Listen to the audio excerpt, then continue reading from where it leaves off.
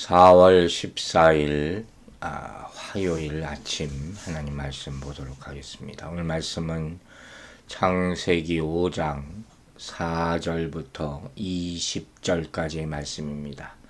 창세기 5장 4절에서 20절 말씀, 창세기 5장 4절 말씀부터 보도록 하겠습니다. 아담은 셋을 낳은 후 800년을 지내며 자녀들을 낳았으며. 아멘. 자, 본문 직역하면 아들을 그리고 딸을 낳았다, 자녀들을 낳았다. 아담이 이렇게 낳았다는 거죠. 즉 본문에 나오는 족보의 명단에는 아담이 낳은 아들 즉 대표격이죠. 가인에 의해서 살인당한 아벨 대신에 여자의 후손을 낳을 씨로 주신 셋, 한 사람의 이름만 나옵니다. 그렇지만 오늘 본문을 볼 때 아들들, 딸들, 자녀들을 낳았다 하는 표현으로 보아서 아담에게는 실제로 많은 아들, 딸들이 태어났음을 우리가 유추해 볼 수가 있습니다. 이것으로 보아서 하나님께서는 인간을 창조하신 후에 생육하고 번성하여 땅에 충만하라, 땅을 정복하라, 바다의 고기와 공중의 새와 땅에 움직이는 모든 생물을 다스리라고 말씀하신 창세기 1장 28절의 축복의 말씀을 실현시키고 있다는 것을 우리가 알 수가 있는 것이에요. 또한 인류 초기의 시대의 사람들이 장수를 하였던 이유, 우리 어제도 봤죠. 물론 노아 홍수 이전에는 오늘날과 같이 하늘에는 지구 전체에 걸쳐서 물로 이루어진 층이 있어서 지금의 대기보다 더욱 효과적으로 유해한 광선을 차단했다는 거예요. 그래서 자외선이나 이런 거죠. 훨씬 더 좋은 환경을 가지고 있었고, 또한 오늘 본문과 같이 인류가 단기간에 확산되는, 생육하고 번성하는 그런 하나님의 섭리와 배려도 있었을 것이다 하는 것을 볼 수가 있습니다. 자, 5장 5절 말씀 읽겠습니다. 그는 930세를 살고 죽었더라.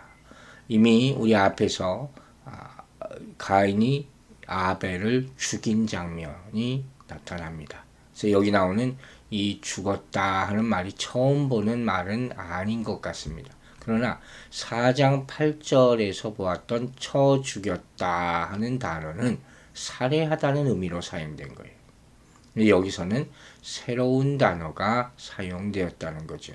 즉, 이 본문은 성경에서 자연사의 기록 가운데는 맨 처음으로 나타나는 기록이에요. 아담의 죽음. 인류 최초의 인간 아담의 죽음이 기록되고 있는 그런 말씀이라는 것이죠. 여러분, 인간은 원래 죽지 않는 존재로 창조되었습니다. 그러나 하나님께서 금하신 선악과를 따먹는 범죄를 저지름으로 인하여 죽음의 운명에서 벗어날 수 없게 된 것이에요. 이러한 사실은 성경에서 본문에 죽었다라고 번역된 단어가 850회가량 등장하고, 아담의 계보가 기록된 본장에서도 8번이나 이 단어가 반복해서 사용된다는 데서 잘 알 수 있습니다. 물론 조금 더 오래 사는가, 일찍 죽는가, 그렇지 않으면 자연사인가 아니면 사고사인가의 차이는 있을 수 있지만, 우리는 여기서 인간은 모두 죽는다는 공통점을 발견하게 되는 것이에요. 실로 성경에서 죽었더라 라는 말이 처음으로 기록된 선악을 알게 하는 나무의 실과를 먹는 날에는 정령 죽으리라 하신 그 경고가 결국 현실로 나타나기 시작한 것입니다. 여러분, 이와 같이 하나님의 말씀은 반드시 성취됨을 우리는 명심해야 될 것입니다. 여러분, 이와 같이 죽음은 인간이 현실적으로 피할 수 없는 운명이에요. 어떤 인간도 극복할 수 없는 절대 한계입니다. 우리 주일에도 이 죽음에 대해서 생각해 보았죠. 아담도 죽어요. 그리고 우리도 언젠가 죽습니다. 실로 죽음이라는 것은 그 시간의 길고 짧음이 있을 뿐 누구에게나 다 찾아오는 것이에요. 아담의 범죄 아래 인류가 짊어져야 하는 숙명과 같은 것입니다. 그 이유는 성경에 정확하게 나와 있습니다. 바로 죄의 삭시 사망이라고 로마서 6장 23절에 말하고 있기 때문이에요. 즉 죽음은 인간의 범죄에 대한 필연적인 결과인 것입니다. 그러므로 우리 모두는 누구나 다 언젠가는 죽는다는 사실을 인정해야 됩니다. 그렇기 때문에 우리는 날마다 죽음을 대비하는 삶을 살아야 할 것입니다. 왜냐하면 죽음은 언제 찾아올지 모르는 것이기 때문이요. 또한 죽음 이후에는 심판이 있기 때문입니다. 자, 그렇다면 어떻게 우리는 죽음을 대비해야 할까요? 그것은 죄를 회개하고 죄인을 구원하시기 위해 십자가에 죽으신 구주를 그리스도로 영접하며 하나님의 말씀에 순종하는 생활을 하는 것임을 잊지 마시기 바랍니다. 여러분, 하지만 이러한 죽음의 굴레에 절망할 필요는 없습니다. 바로 십자가에 죽으시고 사망의 권세를 깨뜨리시고 사흘 만에 부활하신 예수 그리스도를 믿을 때 이 굴레에서 벗어날 수 있기 때문입니다. 고린도전서 15장 54절에 이렇게 말합니다. 이 썩을 것이 썩지 아니함을 입고 이 죽을 것이 죽지 아니함을 입을 때에는 사망이 이김에 삼킨 바 되리라. 기록된 말씀이 응하리라. 아멘입니다. 이 부활의 말씀을 꼭 기억하시는 여러분들이 되시기를 주의 이름으로 축원합니다. 이제 창세기 5장 6절 말씀을 읽겠습니다. 셋은 105세 에노스를 낳았고, 자, 죽었다는 말이 계속해서 반복되어 인간이 죽을 수밖에 없는 존재임을 이 본장이 5장이 명확하게 밝히고 있어요. 이런 개별적인 사람의 죽음에도 불구하고 그런데 역사가 단절되지 않고 계속되는 이유가 있습니다. 그것이 뭡니까? 바로 오늘 이 6절에 나오는 낳았고라는 단어예요. 낳았고. 이 낳는 계보가 이제부터 나오는 거예요. 이 계보라는 것이 꼭 지루하지만은 않은 이유를 우리가 찾아야 된다 하지 않았습니까? 죽는 족보가 있는가 하면 죽고 또 낳고 하는 사는 족보, 생명의 족보가 있다는 것이에요. 여기 본문에 나오는 낳았고라 하는 단어는 사람이 자식을 낳는 것에도 사용되고 동물이 새끼를 낳는 것을 묘사할 때도 사용되는 그런 단어이란 말이에요. 본문에서는 특별히 어떤 경우냐? 하나님께서 자식을 허락하시는 경우, 또 아버지의 입장에서 자식을 낳도록 한다 하는 그런 의미로 사용될 때 쓰인 그런 단어예요. 즉, 본문은 자식이 아버지의 씨를 받아서 아버지의 가계를 잇게 되므로 아버지의 입장에서 자식을 가지게 되었다 하는 의미를 나타나는 거예요. 그래서 우리도 표현해도 아버지가 나를 낳으시고 이렇게 얘기하잖아요. 어머니가 낳으시지 무슨 아버지가 낳으시냐 하는 사람이 있는데 바로 그런 의미를 하는 것이에요. 또 한 가지 중요한 것은 이 출산의 배후에 하나님의 역사심이 있었다 하는 것을 강조하는 표현이죠. 그러므로 이런 의미에서 출산이라는 것은 하나님께서 인간에게 주신 큰 축복이다 하는 것을 알려주는 것입니다. 시편 127편 3절에 이렇게 말하고 있어요. 자식은 여호와의 주신 기업이요 태의 열매는 그의 상급이로다. 아멘으로 그 축복을 받으시기 바랍니다. 자, 이제 5장 7절 말씀입니다.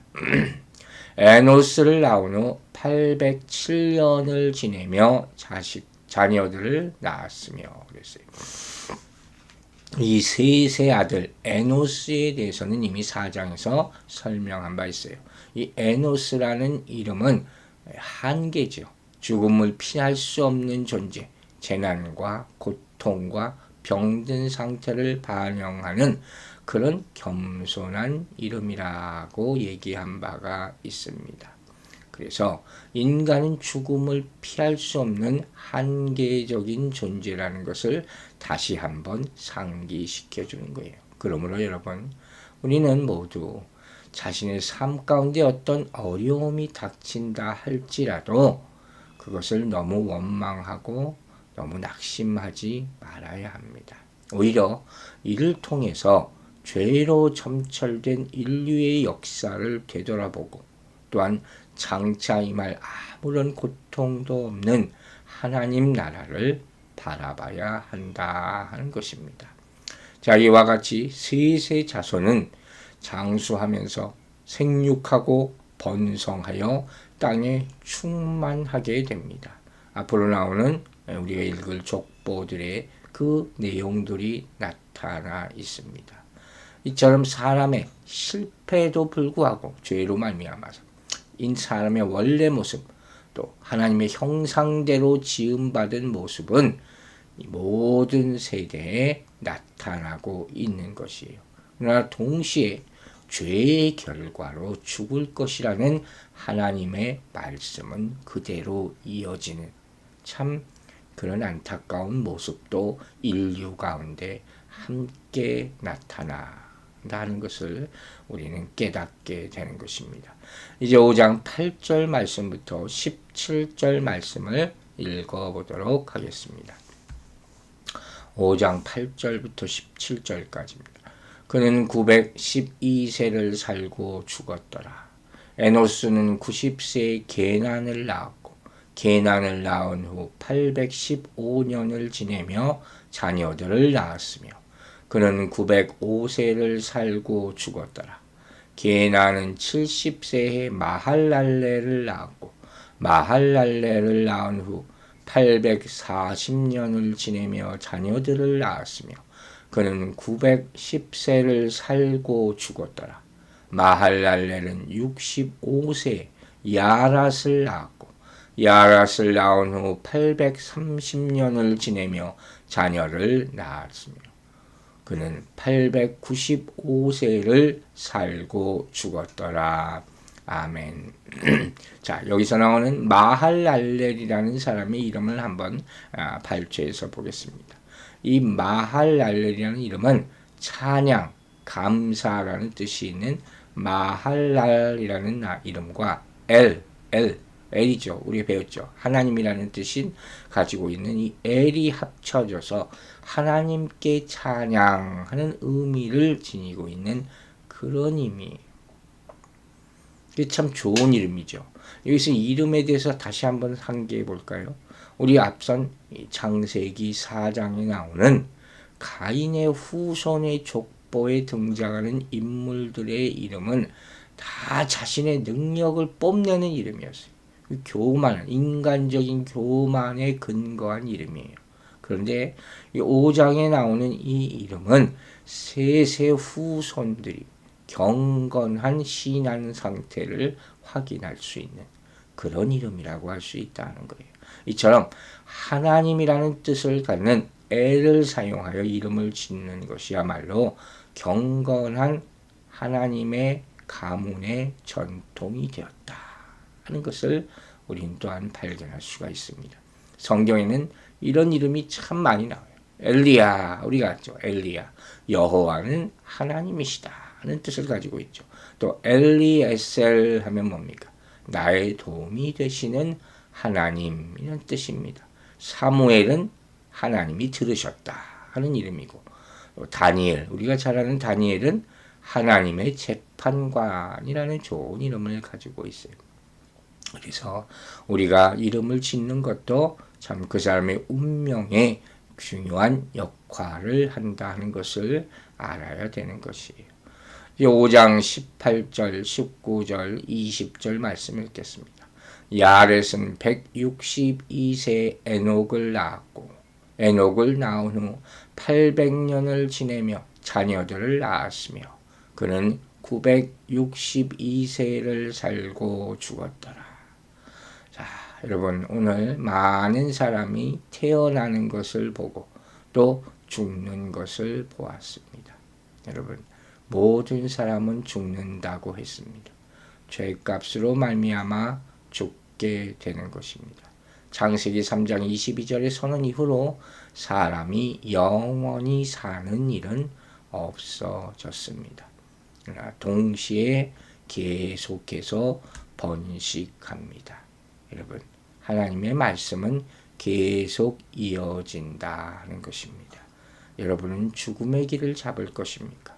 아니면 사는 길을 택하고 그 말씀을 붙잡을 것입니까? 오늘 이 아침에 우리가 천국 가는 그 선택의 기로에 서 있다면 우리는 모두는 사는 길을 가야 될 줄로 믿습니다. 영원히 사는 길, 예수 그리스도를 선택하는 여러분들 되시기를 주의 이름으로 축원합니다. 기도하겠습니다. 아버지 하나님, 우리에게 영생의 길을 열어주심을 감사드립니다. 세상이 혼란하고 변화무쌍하지만 생명의 길은 하나밖에 없습니다.